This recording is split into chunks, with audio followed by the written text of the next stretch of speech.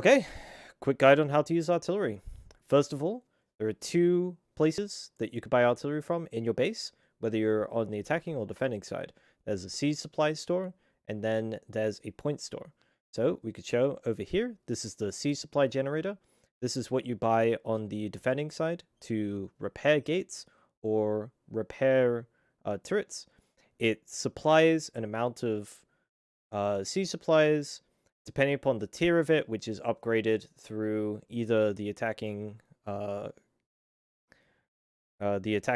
if you've got a tier 1, tier 2, or tier 3 war camp, or it's upgraded by on defense, it's upgraded by upgrading the city.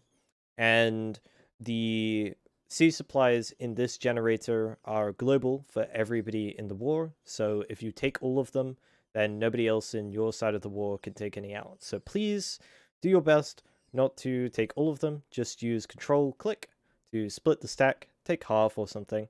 On attacking side, it's very important to take these just to upgrade turrets. If you press T on a turret for extra options, you will see the upgrade option, and you upgrade it with siege supplies. You can upgrade a tier 1 turret up to a tier 2, up to a tier 3. On defense, you don't need to do any upgrading of your turrets, but they're used for repairing the turrets and they're used for repairing gates. And then here is the thing that you will see slightly more often. It's the Armory. Now, this looks slightly different on attack than defense. If we're on attack, we're going to see turrets on the last 3 slots. However, on defense, you see all of these things. Now, defense, if you're on artillery, you want to be buying ammunition kits. If you're on attack, if you're not on artillery, you want to be buying haste elixirs and healing elixirs. And if you have lots of leftover points, you can buy some infernal traps. Inferno traps, you just drag onto your bar and then drop them down from your bar. They're not that strong, so don't bother with it too much. Just make sure you've got mana elixirs, healing potions, haste elixirs. Haste elixirs are down at the bottom. They look a lot like cleansing elixirs, so don't make that mistake. I make it all the time. Everybody makes it all the time. Don't worry about it too much, but try to pay attention. The less time you can spend in these stores, the better. And it shows the total cost of all of these things down below. So you don't have to worry about that too much. The other way that you can buy stuff is on a point. So we are on attack now, and we have just captured this point. So the second you capture a point on attack, you can use it to buy stuff. Or if you're on defense, if you currently own a point and it hasn't been captured yet, you can buy stuff from the point as well. So this is what the store looks like for an attacker. You've got fire launchers, cannon platforms, and repeaters.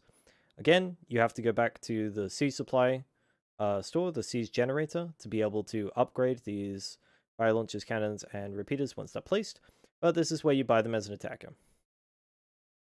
You buy them using battle tokens, which I'm just going to explain real quick. Battle tokens you get from kills, and you also gain a passive amount of battle tokens as the war goes on. Here we go. Grabbing a repeater from our inventory. That is how you put it onto your action bar. You need it on your action bar to be able to place it. So now that I have it on my action bar, in this clip, we're now going to look at how to place a repeater. Beautiful. Building is obstructed. Building is obstructed. When it goes white, you can place it down. As soon as you place it down, hop on it, start DPSing. Boom, boom, boom, boom, boom. This is how you use the repeaters. The repeaters should be firing at cannons and nothing else. So we are firing at cannons. There's about 4 of us on repeaters, and we will eventually take out the cannons. You will see this cannon on the left is gone, and now we're on the next cannon. So on and so forth. The job of a repeater in a war, very, very simple. This is all you do. All you do is take out the cannons. Try not to let your repeater overheat. I just did there, but it is what it is. It's quicker to go down if you don't let it overheat, so you'll get more DPS out. Easy peasy peasy peasy. Easy peasy peasy peasy. We just take out cannons. That's it. That's how you play a repeater in wars, guys. If you ever run a repeater, once you're done with the cannons, you can start hitting people. But if you see any more siege equipment to take out, you should definitely go for it.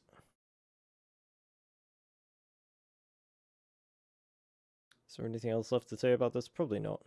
But the clip plays for a little longer and I don't want to move forward.